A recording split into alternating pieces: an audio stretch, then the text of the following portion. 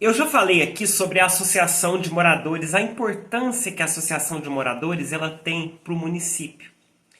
E eu quero explicar melhor como abrir uma associação de moradores, o objetivo dessa associação de moradores, o que é uma associação de moradores?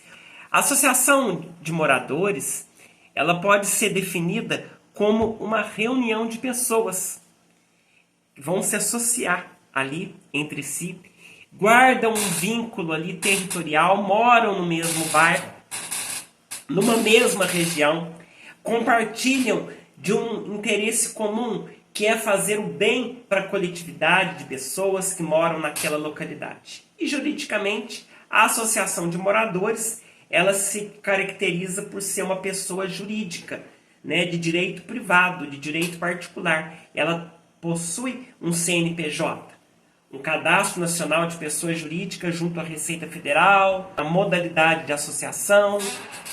O artigo 44, inciso 1 do Código Civil define essa associação. E essa pessoa jurídica, ela se constitui de pessoas que se organizam para fins não econômicos, mas para fins sociais. Então, é proibido que entre os associados, né, estabeleçam aí direitos e obrigações recíprocos entre si. É proibido, tá? Isso daí. Então, todos os associados, eles devem estar ali em total igualdade de condições, com direitos e deveres iguais, embora possa haver categorias especiais de associados, tá? A associação, ela precisa elaborar um estatuto. Esse estatuto vai reger essa associação de bairros. É um documento de constituição que vai ali denominar aquela associação, a finalidade daquela associação, o endereço da sua sede e a forma que essa associação será organizada. E o importante destacar aqui que não se pode confundir a associação de moradores com a associação que existe dentro de um condomínio particular. Na verdade, legalmente, ambas são pessoas jurídicas de direito privado, do tipo associação. No entanto, elas distinguem-se ali quanto à finalidade. A associação que há dentro de condomínios tem finalidade administração, manutenção, zeladoria, regras de convivência das áreas ali comuns, né, daquele condomínio, daquele loteamento particular específico. Já a associação de moradores visa o bem-estar dos moradores de todo o bairro, inclusive dos moradores de eventuais condomínios que se localizem naquele bairro, mas é dos moradores do bairro, tá? E qual a finalidade, então, João Marcos, da associação de moradores? Elas têm como finalidade representar os associados, os moradores, perante os órgãos públicos. Então a associação vai reivindicar políticas públicas que beneficiem, né, os associados, requerendo serviços e obras públicas necessárias ao bairro, à comunidade local, além de criar regras que visem melhorar o convívio diário dos moradores, tratando ali do direito de vizinhança. E olha, uma dica importante é que se dá ao formalizar o estatuto, né, dessa associação, tem que colocar as finalidades ali no estatuto. E o mais importante é colocar a proteção do patrimônio público e social, né, que nós vamos explicar mais detalhadamente no finalzinho desse vídeo. Tá? E em razão do regime democrático de direito, né, que nós vivemos no nosso país, temos diversas leis federais que estabelecem a necessidade da criação de conselhos municipais. E por que eu falo de conselhos municipais? Porque os representantes de associações, eles podem participar desses conselhos municipais. E esses conselhos municipais têm a finalidade de democratizar o debate sobre políticas públicas dos mais variados temas. Por exemplo, o Estatuto da Cidade Para garantir a gestão democrática da cidade, estabelece a necessidade de criação do Conselho Municipal. E o mesmo ocorre na lei que dispõe sobre o meio ambiente, na Política Nacional do Meio Ambiente. Então, esses conselhos municipais geralmente são órgãos paritários entre o poder público e a sociedade civil. E são compostos por membros em igual número que representam os setores da prefeitura municipal e por membros que representam a sociedade civil do município. E aí não é raro um membro de uma associação de bairros compor esse conselho municipal, né? As cadeiras ali desses conselhos municipais estarem, né, com membros que são associados ali dessa associação de bairros. Então, como representantes da sociedade civil, já que elas exercem a função de representar uma coletividade de moradores de determinado bairro ou região do município. Então veja só a importância de se criar uma associação. O associado pode representar o seu bairro nesse conselho municipal.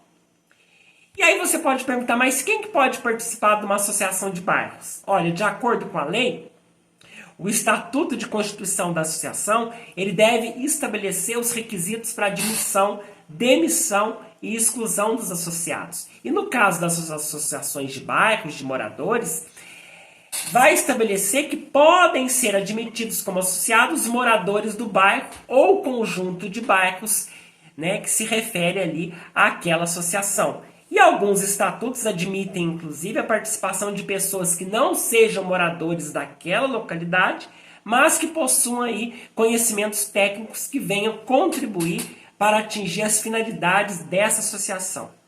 Por exemplo, eu posso admitir um profissional contábil que dispõe, né, para ajudar na abertura do CNPJ daquela associação, e aí ele vem compor aquela associação. Ou eu venha admitir um advogado que venha dar uma orientação jurídica para aquela associação, né? Mesmo que ele não more naquele bairro, ele participa como associado para organizar ali juridicamente como vai ser conduzida aquela associação. E qual que é a estrutura e a organização, né? Como que se caracteriza, né, essa organização? As pessoas vão se organizar para finalidades não econômicas. A lei estabelece que o Estatuto da Constituição deve prever órgãos que administrem essa associação. A lei estabelece quais órgãos a associação deve ter, cabendo aos associados fundadores a tarefa de criar os órgãos de acordo com as suas necessidades e possibilidades.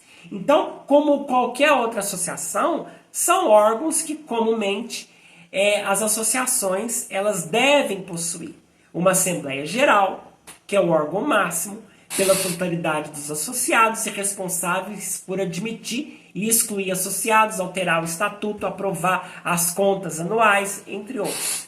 Tem a diretoria, é composta por um presidente, um secretário, tem o conselho administrativo, normalmente composto por 3 associados, tem o Conselho Fiscal, que tem a função de fiscalizar toda a documentação ali e administrar as contas da associação. Então, independentemente da existência ou não de todos esses órgãos na associação, é válido ressaltar que todos os associados têm o direito e até o dever de fiscalizar a associação. Ainda que eu tenha um conselho fiscal, todos devem fiscalizar a associação. E qual a importância da associação de moradores? A importância dela é que eu posso até citar aquela frase, a união faz a força. Juntos somos mais fortes. Um jargão popular aí, né? E nunca teve tanto sentido essa frase. A ideia central de reunião organizada de pessoas é justamente somar essas forças e ganhar maior visibilidade junto ao poder público.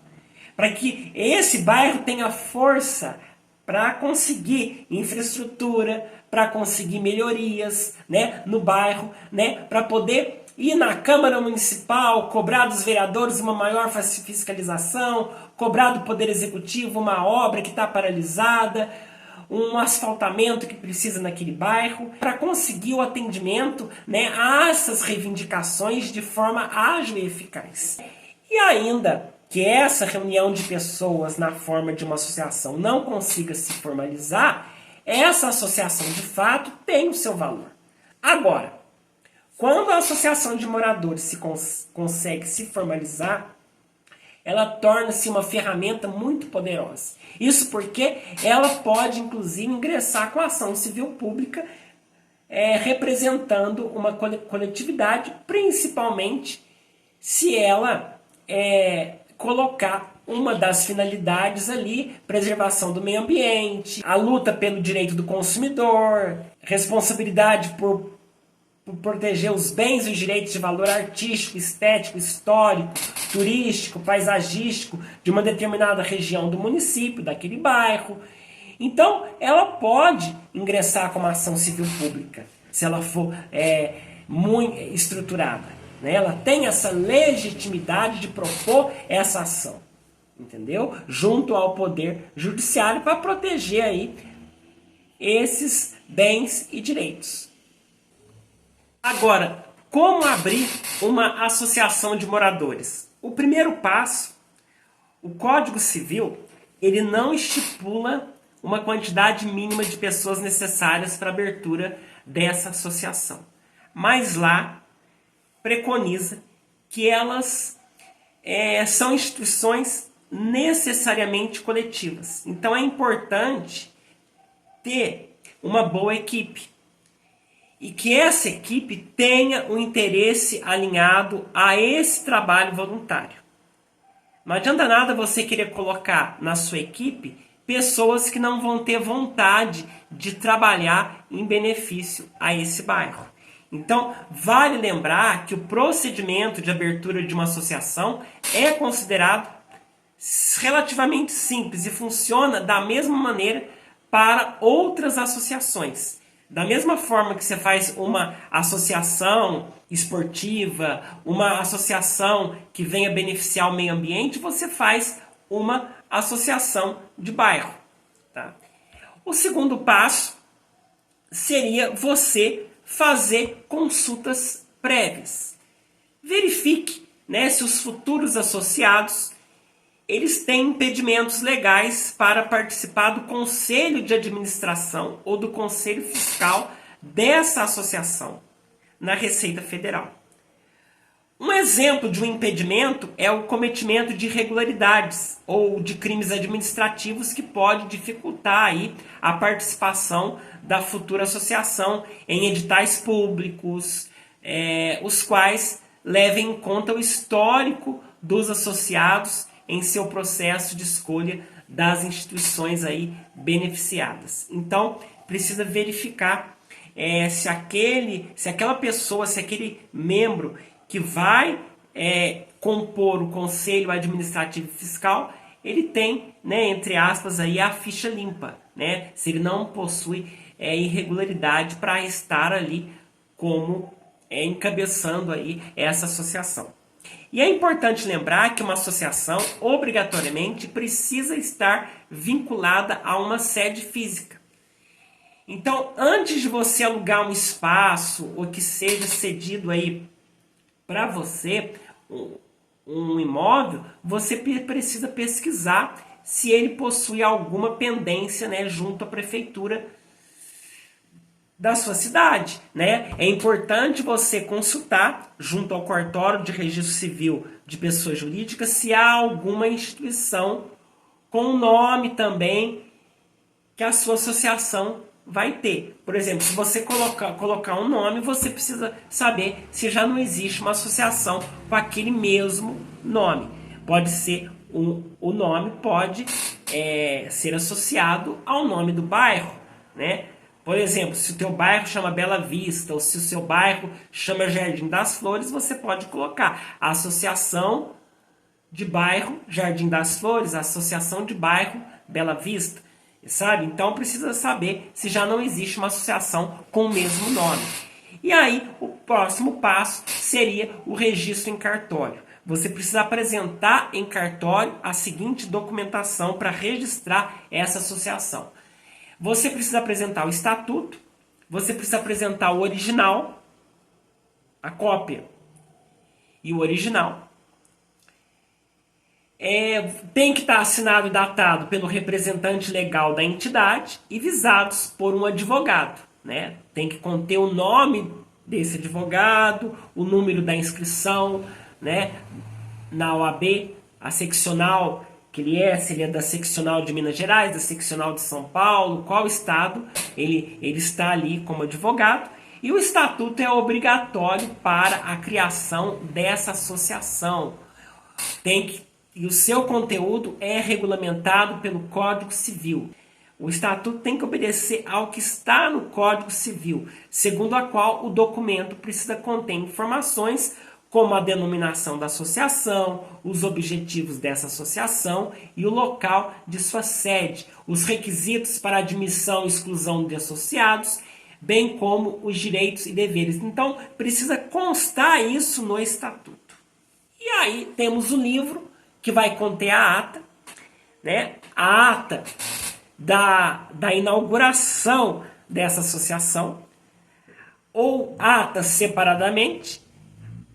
Quando eu falo da iniciação da associação, eu falo da fundação, da aprovação do estatuto, da eleição, da posse da primeira diretoria, e ver se essas vias estão ali digitadas, o original, as cópias. Então, no final do documento, é preciso que o presidente ou o secretário responsável da entidade assine uma declaração que precisa estar datada, informando que as vias conferem com os originais e lave aí em livro próprio.